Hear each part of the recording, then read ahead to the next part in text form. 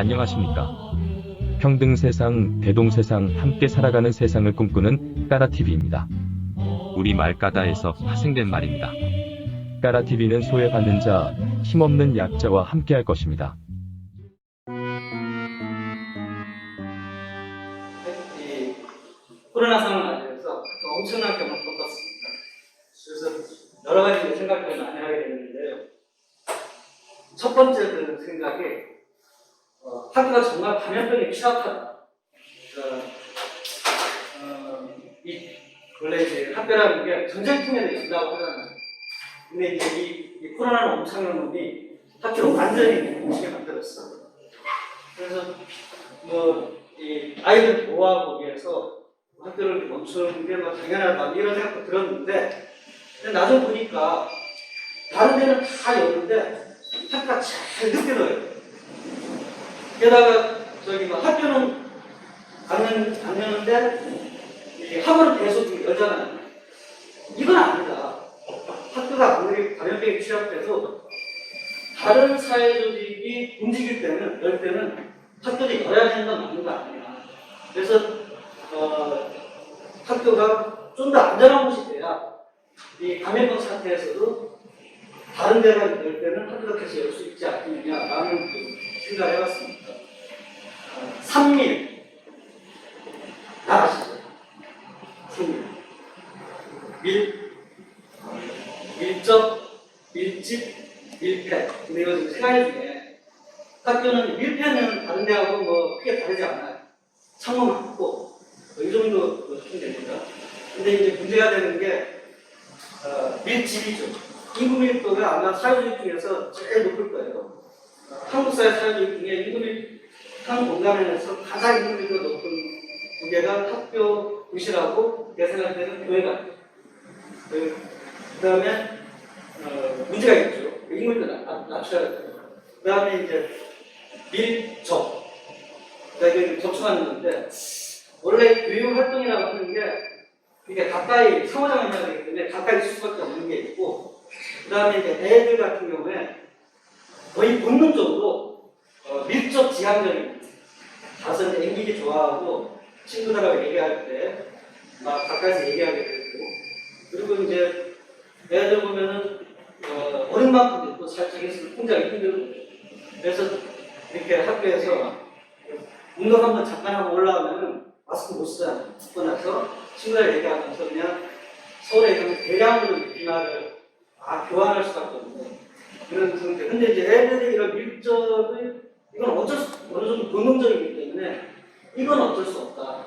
그러면은 이제 학교를 좀 더 안전하게 만들기 위해서는 줄 수 있는 게 밀집이죠.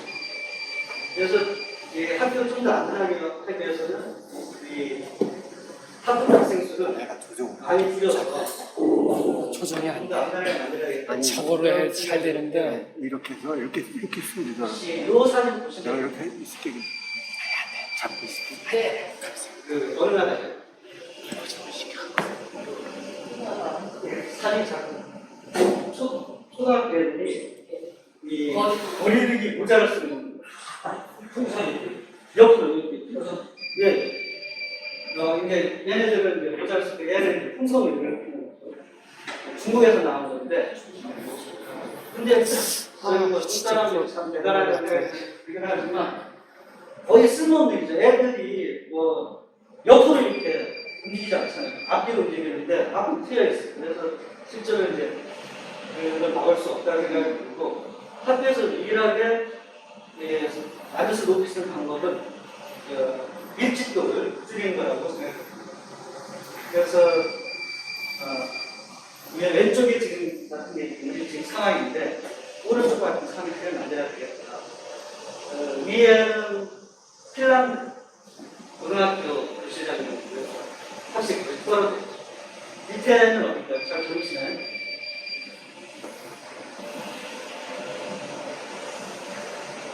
밑에는 우리나라 작은 학교. 그러니까 이 작은 학교는 천안은 이번에 등교 때 내일 등교했어요. 격주 초등학교. 일주일에 두 번씩 하고 한 번 가는 게 한 번만 두 번 가는 근데 이제 그 농촌 지역의 작은 학교는 애들이 적으니까 매일 중요해요. 이제 그래서 이 애들 줄이는 게 이제 학교 안에서 높이는 거다라고 생각을 했고, 근데 이제 이 안전성을 높이기 위해서 학생 수를 줄이는 건 교육의 질도 당연히 높아지겠죠. 근데 이제 지금까지 내 학생을 줄여야 되겠다는 요구를 쭉 해왔는데, 이 당연한 요구지만 이제 뭐 정부도 반대하지 않고 우리는 주장하고 했는데, 그냥 당연한 요구로 좋은 얘기로 생각해보면 상황이 되면 좀 개선하는 문제를 생각했는데, 이번 사태를 거치면서 이걸 우선순위를 올려야 된다. 학급 학생 수 줄이는 게 너무나 중요한 문제다. 그리고 아시는 분은 아시겠지만 코로나 사태가 없었다더라도 이 과학계 쪽에서는 코로나 같은 사태가 반복적으로 발생할 가능성이 높다. 그러니까 그런 상황에 대비하기 위해서는 항상 대비하시는 학생들을 지켜줘야 되겠다라는 생각이 들었고요. 그다음에 이번에 원격학습을 하면서 원격학습 문제를 생각해봤습니다. 첫 번째로 들었던 생각이 원격학습이 과연 이제 대면학습과 효과가 있는지, 혹은 이제 대체할 수 있는지. 근데 딱 하나 보면 안 돼. 너무 많으니까.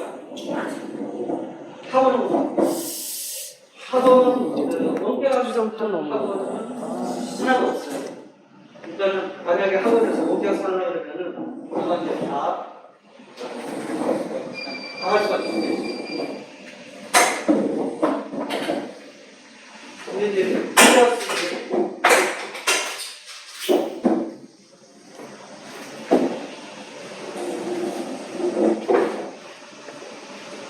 원격학습이 이제 대면학습보다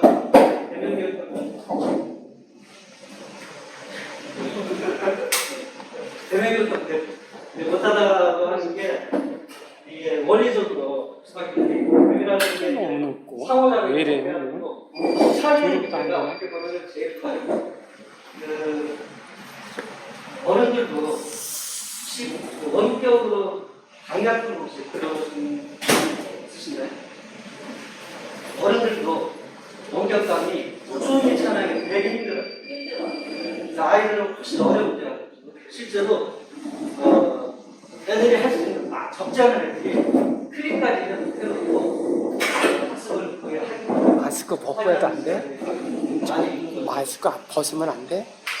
목소리가 잘 안 들리는데. 그래서 이번에 이제 원격학습 하면서 원격학습은 대면교육을 대체할 수 없다라는 사실을 확인했다라고 이제 말씀드렸습니다. 그 다음에 입시가 정말 이번에 힘이 셌다. 그러니까 코로나 위험이 있는데도 정부가 이제 그 응대를 강행할 때 가장 큰 이유가 고3 입시 문제였습니다. 입시 준비였습니다. 그리고 다른 학년은 격주 등교나 일주일에 하루 이틀 정도 나오는 시간인데 고3은 매일 나가겠습니다. 이건 딱 하나죠. 입시 준비를 해야 되기 때문에. 그래서 만약 그렇게 하지 않으면은 제대로 이제 입시를 치를 수 없기 때문에, 그래서 입시가 코로나가 전쟁보다 힘이 센데 코로나보다 힘센 게 입시다. 그런 생각을 해봤고, 그래도 코로나가 입시 결정적인 어떤 타격을 이번에 몇 가지 입었어요. 한 3가지입니다. 우선 한 3가지 정도 됐는데, 이번에 그 수능에 있어서 온라인 수업 받은 거라 작년에 등교 수업한 그 재수생들이랑 어떻게 갔느냐. 그래서 이거는 불공정하다고 하는 문제가 있고, 그 다음에 지금 이 코로나 사태 속에서 학종 아시죠? 학종 아시죠? 예, 이제 그거 하려면은 학교에서 이제 그 입시 그 학종에 관련된 자료를 다 만들어야 되는데, 이게 이 코로나 상황 속에서 제대로 만들 수가 없죠. 거의 형식적으로 만들 수밖에 없는 거예요. 그러니까 이런 식으로 만들어진 자료 갖고 이전에다 재수생하고 이거 비교하는 게 말이 되느냐 라고 해서 지금 문제제기가 있어요. 그래서 정부가 아주 골치 아픈 상태인데, 이 와중에 정부가 지금 내심 걱정하는 게 수능 볼 때랑 지금 이제 코로나가 지금 학생들에서 얘기들이 나오는데 제2 유행 시기하고 많이 겹치면 과연 시험을 치를 수 있을 것이냐 라는 이제 문제까지 이제 발생하고 있습니다. 그래서 여러 가지로 입시에 힘도 보여줬지만 한계는 드러났다 이렇게 말씀드릴 수 있습니다. 그리고 코로나 이후에 이제 사회가 크게 바뀔 거다 이런 얘기는 많이 하고 있는데 그 과정에서 또 학교도 그런 역할 좀 새로운 역할을 해야 되겠다 이런 생각을 해봤고요. 1학기 과정은 아주 간단하게 말하면 처음에 한 달간은 폐쇄 상태였고 한 달간은 온라인 수업, 그 다음에 한 2달 정도 등교 수업을 했어요. 풍당풍당 미니멈 등교 수업을 했죠. 근데 이제 그 아수를 갖춰나면은 애들이 수업은 전부 지금 온라인 수업을 나갑니다. 중고등학교. 그 다음에 몇 번 안 되는 이제 그 등교 때는 생활기록부를 채워야 되기 때문에 생활기록부 채우는 활동을 주로 해요. 시험 보고. 그러니까 뭐하고 갔냐면은 방송통신학교가 같아요.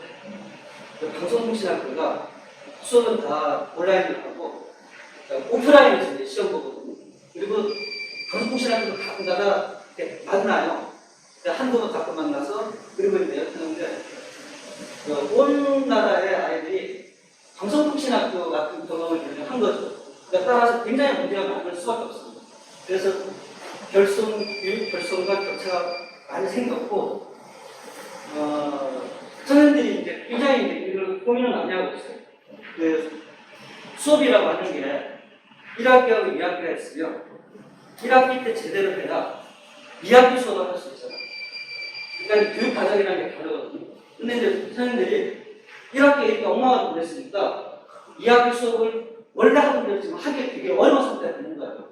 그래서 굉장히 고민을 많이 하고 있는데, 정말로 큰 문제가 저는 이제 시작되었다는 생각이 듭니다.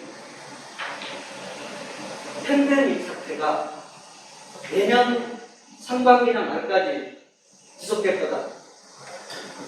다 들어보셨나요?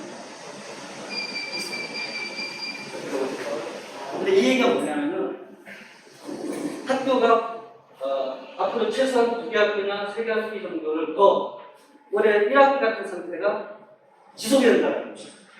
이게 어떤 문제가 되냐면 아까 말씀드렸듯이 1학기가 빵꾸가 나면 당장 2학기 수업이 문제가 되는데 이런 식으로 학교가 3개 학기나 4개 학기가 만약에 진행이 된다 그러면은 한 학기 빵꾸 나는 건 기교가 할 수 없는 문제가 생기는 거죠.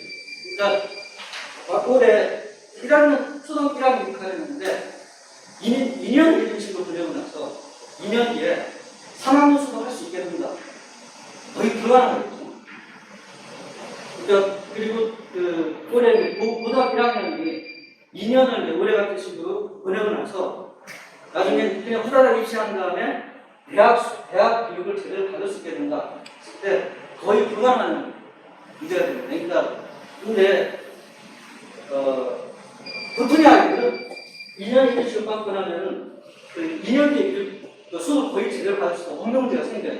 근데 이제 이 사교육을 열심히 받을 수 있는 경우에는 계속 이제 사교육을 갖고 보완할 수 있기 때문에 2년 뒤가 지나도 수업에 문제가 없겠죠. 그러면 이 엄청난 격차가 벌어지고 사교육으로 보완을 갖지 못한 아이들은 한 3개학기나 4개학기 정도 구멍이 나온 부분은 평생을 못 쫓아가요.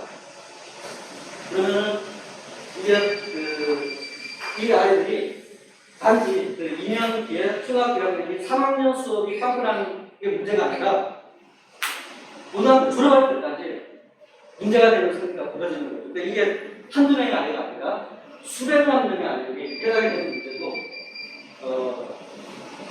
연령을 치면은 올해 고3까지 초등학교 1학년까지 말고 내년 예고년에 입학하는 아이들까지도 해당이 된다. 이렇게 보시면 됩니다. 그래서 올해 1학기처럼 학교 운영되면 안 된다. 방송통신학교처럼 운영되면 안 된다. 그러니까 아무리 어려워도 아무리 이제 팬데믹 상황이라도 애들이 학교 수업을 바꿔서 그 다음 학기 수업을 받을 수 있는 정도로는 우리가 학교를 운영을 해야 된다라고 생각을 했어요. 그래서 이제 저희들이 제기한 게 뭐냐면 이름하여 팬데믹 교육과정이에요.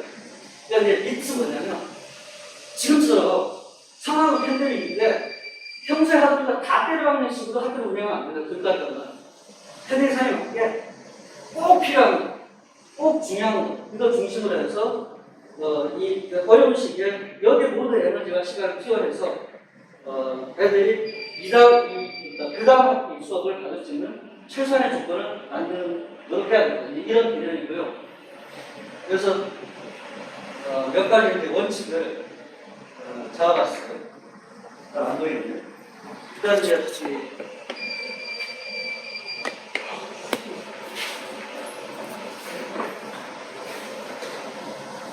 팬데믹 상황은 두 가지를 같이 해야 돼요. 안전성도 지켜야 되고, 아이들 보호해야 되고, 그 다음에 학교에서 제대로 대면 수업을 할 수 있게 실효성도 갖춰야 돼. 두 가지를 동시에 추구해야 돼요. 그리고 등교를 할 때는 제대로 가능한 매일 등교해서 대면 수업을 제대로 해야 됩니다. 이게 첫 번째 원칙을 잡아봤고요. 그 다음에 이 두 가지 하면 어쩔 수 없이 선택해야 될 때가 있습니다. 그거는 안전성 아니면 대면 수업을 둘 중에서 선택해야 될 어려운 상황일 때는 안전이 먼저. 그리고 그 다음에 이제 어느 정도 이제 안전성 보장 어느 정도 이제 되는 조건에서는 수업을 해서 등교를 하는데 학교가 쉴 때가 있고 등교할 때가 있겠죠. 그래서 기본 원칙은 진도는 대면으로 할 때, 학교 나올 때 하고 진도는 그때 나가고, 그 다음에 온라인 수업은 진도 나가는 게 아니라 예습이나 복습이나 어떤 학습 지원 체제를 가야 됩니다. 그래야 어떤 수업 결손이나 격차를 최소화할 수 있다라는 거고, 그 다음에 그래서 이렇게 하려면은 가장 중요한 걸 중심으로 교육과정을 운영을 해야 하는데, 그래서 그 이름을 핵심 교육과정으로 붙여서 그걸 운영해보자라는 겁니다. 그리고 교육과정에서 이제 교사가 학교에서 중요한 중심으로 재구성을 하면서 최소한 노력을 이제 하고, 그럴 때 팬데믹 상황도 중요한 교육 내용이다. 그래서 팬데믹 지금 이제 우리 엄연한 중요한 현실이잖아요. 그래서 아이들과 같이 팬데믹 우리가 어떻게 이해할 건지, 팬데믹 미치는 영향을 우리가 어떻게 이해하고 대안할 건지도 이 교육과정에 들어가야 된다라는 거고요. 그 다음에 이제 또 하나는 이런 식으로 학교가 쉬었다, 등교했다라고 했을 때 아무리 내용을 줄이더라도 원래 시간대로 학기를 못 마칠 수가 있어요. 그러니까 우리는 그게 박혀있잖아요. 1학기는 8월 말에 끝내고 2학기는 2월 말에 끝내고, 그리고 시간이 지나면 무조건 학기가 넘어가는 거고. 근데 우리가 경험하지 못했지만 학교를 쉬었다 나갔다 그럴 경우에는 원래 예정된 학기 일정대로 못 갈 수 있다, 늘어날 수 있다는 것을 우리가 생각해야 된다. 그러니까 이번에 볼리비아라는 나라에서는 어떻게 하게 됐냐면은 시간이 지금 1년 내내 거기는 인터넷 체제가 없어서 온라인 수업도 못했어요. 1년 내내 못했는데 어떻게 결정했냐면 그냥 올해 아무것도 안 했는데 학년 올려보내기로 결정을 하는 거예요. 시간이 되니까. 그런 식으로 하지 말고 그러니까 우리가 설정한 교육 목표를, 최소한의 교육 목표를 이루고 나서, 도달하고 나서 그 다음 학기를 넘어가는 것으로 하자. 팬데믹 상황은 얼마나 그래야 된다라는 거고요. 이게 이제 그렇게 했을 때 생기는 문제가 뭐냐면은 졸업 연령이 늦어질 수 있어요. 그러니까 우리가 생각을 못한 문제인데, 근데 저는 이제 그거를 사회가 수용을 해야 된다고 해요. 왜냐하면은 학교가 멈춰서 학교가 늦을 수밖에 없는 상황일 때는 졸업을 시켜봐야 취직할 데가 없어요. 올해 지금 대학 졸업한 애들이 지금 신규청이 없으니까 완전히 실업 상태 있잖아요. 그러니까 사회적으로, 그리고 실제로 개인적으로도 팬데믹 상황 때문에 졸업이 늦어진다 하더라도 그것은 문제가 안 된다. 오히려 그것이 더 합리적인 태도가 행위다라고 말씀드리겠습니다. 이거는 저희 연구소에서 해보고 꼴지로 만들었는데 자물실 보이시면 실시간 쌍방향. 이 온라인 수업 때문에 지금 애들이 이제 수업 결손이 생기고 격차 생기는데 교육까지 내놓는 방안이 실시간으로 격차를 줄이겠다. 그래서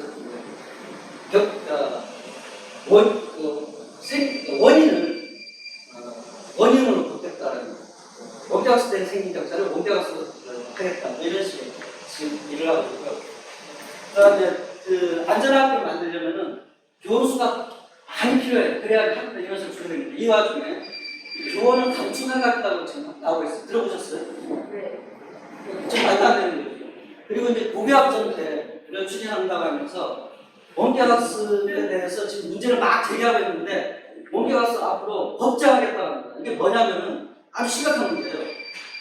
지금까지는 그 교육적으로 교육부도 원격학습을 교과 이수수단으로 인정하지 않아왔어요. 왜냐하면 그러니까 상식 생각해볼 때 원격학습으로 교과 이수를 인정해버리면 제대로 공감이 안 되게 판단하자. 그래서 인정하지 않았는데 이번에 교육부가 이 원격학습이 디지털 뭐 이런 얘기하면서 이런 얘기하면서 원격학습을 도입해서 앞으로 교과학습을 공식적으로 이수하는 수단으로 삼겠다라고 지금 계획을 잡고 있습니다. 이게 왜 그러냐면은 고교학생들 때문에 그래요.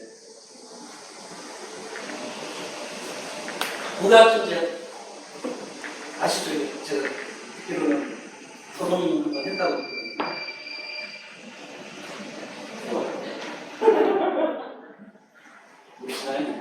고교학생제 거기 들어오는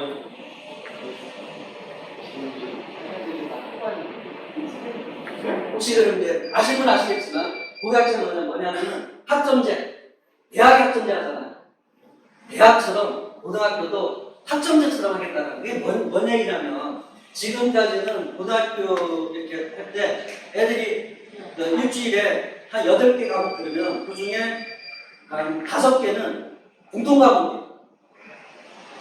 근데 이제 나머지는 이제 선택을 하는데 앞으로는 8개 하면 전부 다 대학처럼 선택을 하겠다는 거예요. 그러니까 이게 뭐냐면은 고등학교를 공통교육, 보편교육으로 보지 않고 대학처럼 자기 마음대로 이렇게 이제 자기가 필요한 교과를 듣게 하겠다는 거죠. 공통 과정이 없는 거예요. 기본적으로 고등학교를 바라보는 방식이 달라지는 거예요. 보편 교육을 받는 그 단계가 아니라 대학처럼 자기 희망에 따라 이제 하는 이제 방식인데 이게 이제 말로는 좋죠. 왜냐하면 아이들이 자기 희망과 적성에 따라서 교과를 선택한다. 근데 좋은 것처럼 보이지만은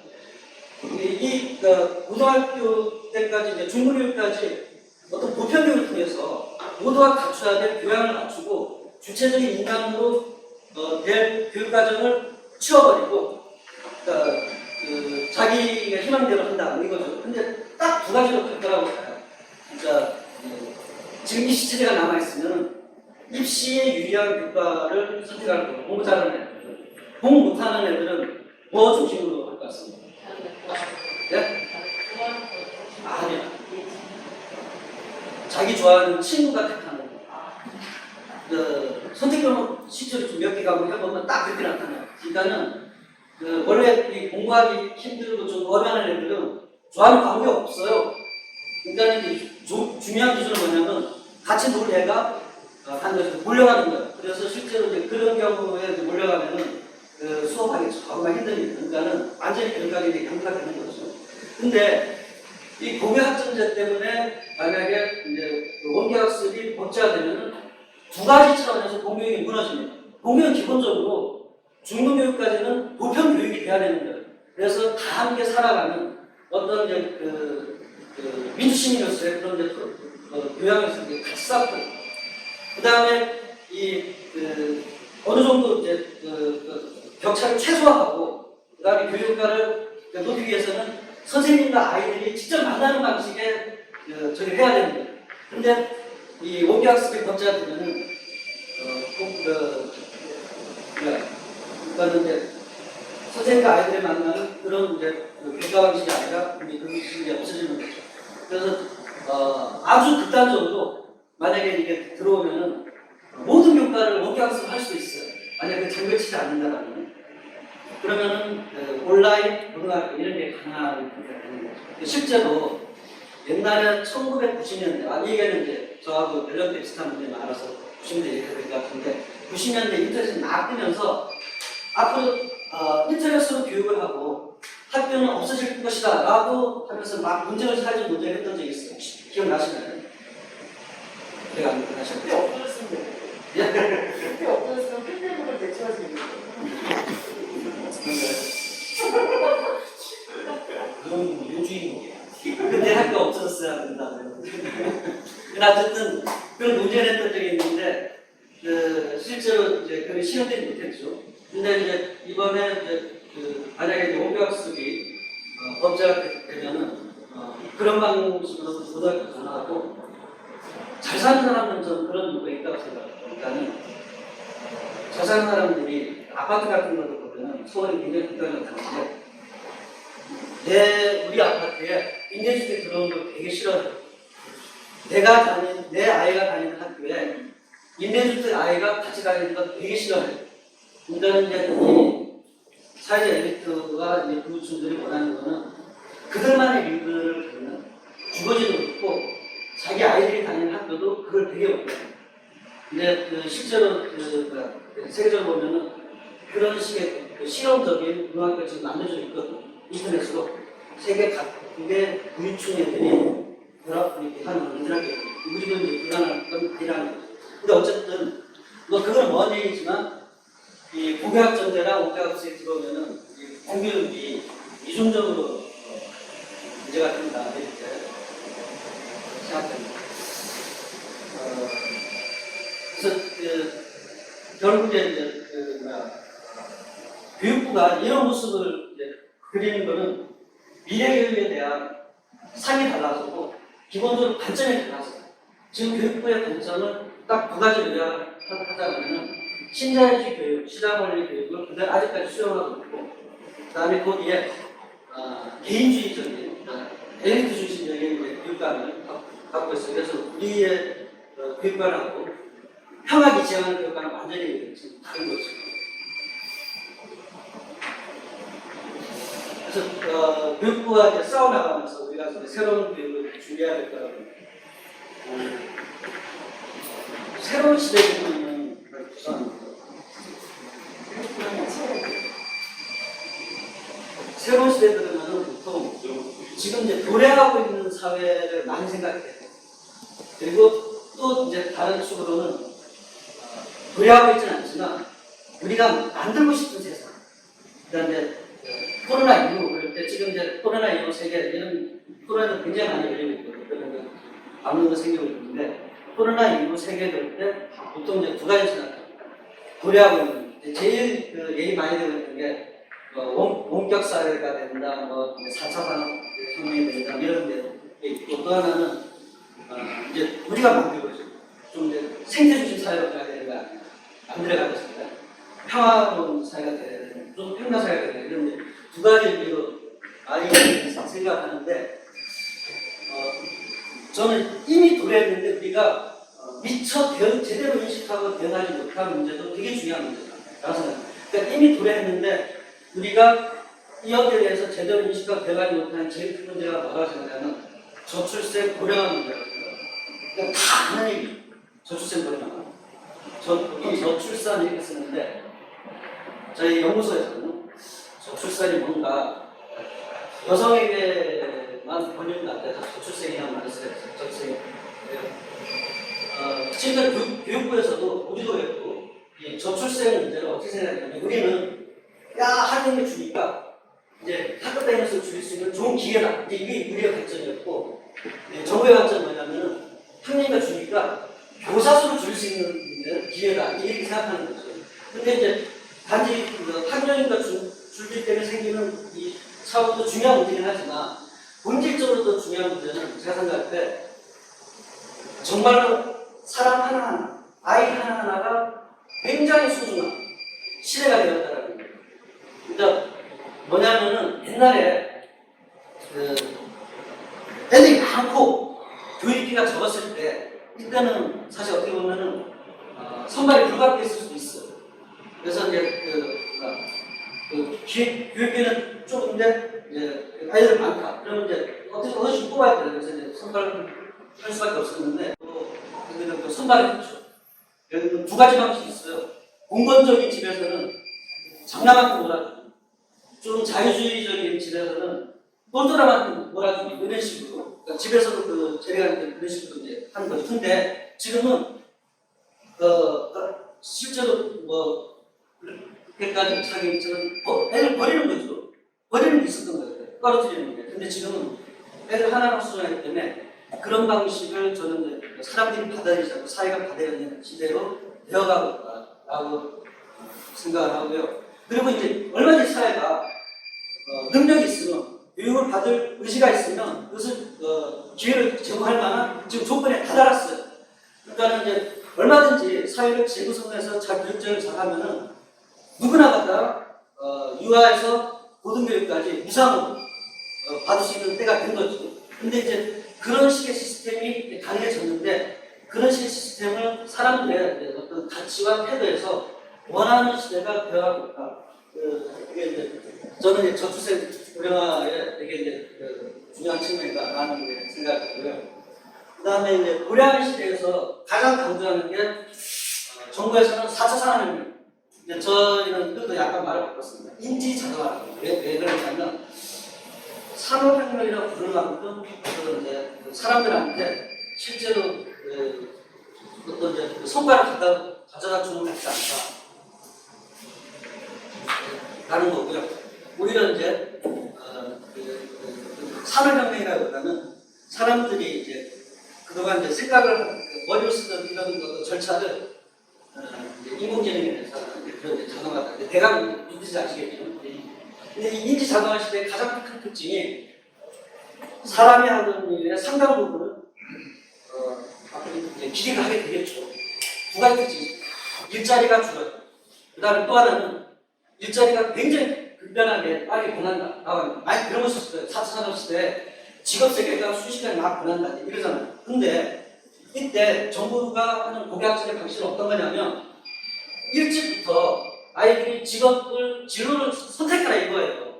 근데 그 쓸모없는 일이죠. 왜냐하면 기껏 선택했는데 몇 년 지나면은 없는 거예요. 그러니까 더 중요한 거는 이 변하는데 제대로 변화하려면은 보편적인, 그러니까 어떤 그 토대가 튼튼해야 변하는 상황에 제대로 능동적으로 대응할 수 있는 거예요. 그래서 보편 교육이 강화돼야 된다는 측면이 하나 있고, 그 다음에 이 생애가 길어지면서 나타나는 현상 중에 하나가 뭐냐면 청소년기가 길어지고 있어요. 아래. 그러니까 원래 청소년기는 이제 전통적으로는 중2 정도부터 고3까지였는데, 그래서 이제 그 시기에 이제 중등학교 만들어졌어요. 근데 요새 보면은 초 한 5 정도부터 청소년기 들어가요. 그 다음에 대학 4학년 돼도 청소년 같아요. 근데 이게 전 세계적인 현상이에요. 청소년기가 길어지는 거예요. 이게 어떻게 보면은 이제 저도 이제 최근에 이제 깨달았는데, 인간의 이제 삶이 길이가 길어지고, 그 다음에 사회가 복잡해지면은 청소년기가 길을 수밖에 없거든요. 왜냐하면 이렇게 그 청소년기 동안에 공부하면서 자기가 이제 어른이 될 준비를 하는 건데, 지금 준비할 게 많아지는 거예요. 그래서 청소년기가 늘어날 수밖에 없는 상황이다라고 생각합니다. 그랬을 때 중요한 거는 보편 교육을 더 확대하면서 더 강화해야 된다라고 이제 말씀드릴 수 있고, 그리고 이 변화하는 사회에 자기가 능동적으로 변할 수 있는 주체적인 인간을 기르는 게 매우 중요하다고 생각합니다. 그리고 이제 이번에 코로나 이후로 새로운 가치들이 굉장히 많이 강조되고 있어요. 그래서 그동안 교육운동에서 이 제도적인 문제, 평등의 문제에 많이 관심을 뒀지만, 평등의 문제 외에도 이 교육에서 어떤 가치를 갖는가에 대해서 좀 더 논의구역을 많이 하면서 해야 된다고 생각합니다. 그래서 이제 몇 가지로 좀 정리한 게, 미래 교육은 어떻게 해야 되나, 우리가 하나의 교육을 어떻게 해야 되나. 원래 우리가 그 교육을 주장하고 있어요. 거기에 좀 더 강조점이 약간 바뀌는 지점이, 저는 안전한 교육, 즐겁은 교육을 코로나 이후에 굉장히 중요한 과제로 제기할 필요가 있겠다라고 생각합니다. 학급당 15명 정도가 적당하겠다. 이번에 영국에서 코로나 상황에서 기본 지침을 15 이하로 운영하라는 지침을 내렸어요. 그냥 15 이하로 한 게 아니라 교실 크기가 있을 때 15명 정도를 하면은 어느 정도 거리두기가 가능하다 이런 의미예요. 그랬을 때 우리가 지금 한 명인가 주는데 의사를 더 많이 충원해서 학급 대 인원수를 한 15명 정도 하면은 뭐 막 퍼질 때는 학교가 쉬어야 되겠지만 어느 정도 이제 어떤 기관을 운영할 때는 학교를 열 수 있는 거죠. 그래서 그러한 이제 이 과제를 되게 중요한 과제 해야 되겠거든요. 그리고 이번에 코로나 때 학교가 비상사태니까 굉장히 해야 되는 방역도 해야 되고 뭐 해야 되고 굉장히 일이 많아요. 근데 비정규직이면 그런 사태에 자기 문제를 못 느끼잖아요. 일단은 어떤 학교 공동체라고 하는 게 신분이 다르면 그럴 수 없는 거죠. 그랬을 때 학교라는 부분이 공동체성이 제대로 올라가기 위해서는 학교 구성 모두가 정규직이어야 된다. 이런 생각을 해봤습니다. 그리고 이제 우리가 지금까지 주장해왔던 어떤 교육혁명, 교육개혁의 과제를 한마디로 압축하면 발달이라고 생각을 하고요. 그래서 아까 말씀드렸듯이 학교는 이제 선발 기능을 없애고 모든 구성원의 전면적 발달을 추구하는 것을 배워야 됩니다. 그리고 교육과정의 목표가 분명해야 됩니다. 그래서 뭐 무슨 이제 역량중심 뭐든지 하는데 발달적 교육과정으로 해야 된다는 거고요. 그리고 아까 말씀드렸듯이 목표교육을 유아에서 고등교육까지 확대하고 그리고 보편교육이 된다는 의미는 대학교육이 자격교사가 되는 것만이 아니라 교사가 되는 것도 의미한다고 생각이 들고요. 생애교육 시스템 100세 동안 교육의 권리는 소중리 시기만 아니라 평생 동안 받아야 돼요. 그래서 생애교육 시스템을 줄여야 된다고 생각합니다. 그리고 사회적인 돌봄 이번에 많이 제가 됐어요. 그래서 시스템을 분명시키는 것이 생각이 들고요. 어차피 교육이 변화될 거라고 생각해요. 이번에 이제 원래 문제가 많이 쌓인 데다가 지금 시대에서 결정적인 어떤 한계를 보였다 이런 좀 생각이 들고 정치 사회적인 분위기도 요새 많이 좋아지고 있습니다. 김일희 교수님 혹시 배우셨나요? 김일희 교수님하고 한 15년 전에 평진화 운동을 같이 시작했어요. 근데 이제 일단 이분이 이 얘기를 지금 새로 하는 게 아니에요. 원래부터 했던 얘기인데 코로나 이후에 지금 사회적인 반응이 지금 달라졌어요. 그래서 여기저기 지금 굴려다니고 그러고 있고 그러면서 이제 지금 이제 그동안 대학살 폐지를 별로 굉장히 중요한 것을 생각하지 않았던 사람들도 얘기를 하기 시작했습니다. 이재명 씨가 얼마 전에 할 때 한국대학 얘기를 꺼냈어요. 그리고 지금 박주민 씨가 저기 하면서 어디 라디오 프로에 나왔을 때 한국대학 얘기를 했어요. 그러니까 지금 어차피 부분은 변할 수밖에 없고 이전보다 우리가 지금 상황이 상당히 이제 분위기들이 좋아지고 있다라고 생각하고요. 근데 이제 자유주의라든가 개인주의나 신자유주의 원리 입각하기 지금 이제 문재인 정부하고 정권하고 어떻게 이제 앞으로 대립각을 세워서 제대로 극복할 수 있을 것이냐 그게 문제라고 보고요. 그래서 이명박 운동을 좀 새로운 조건에서 우리가 힘있게 준비해보자 이렇게 말씀드리고 싶고요. 그리고 지금 갑자기 뉴스본에서 이제 확 들어서 그렇게 될지는 모르겠는데 보통 가을이 오면 2차 대유행이 될 거라고도 많이 예상을 했거든요. 학교 다시 쉴 수밖에 없어요. 전국적으로 만약에 몇 주간씩 되는 상황이 오면 저는 그런 상황에서 학교를 그냥 기계적으로 이수하는 것에 대해서 우리가 명확히 반대하는 입장은 제출해야 되겠습니다. 그래서 뭐 예를 들어 9월 학기 때를 이걸 검토하라고 하든지 그리고 수능도 정상 조건이 아니죠. 수능 일정을 연계해야 되는데 우리가 파는 부분은 정치적 요구들을 해야 된다고 생각합니다. 그때가 언제인지 모르겠지만 조만간 좀 준비하고 있으면 좋지 않을까 생각합니다.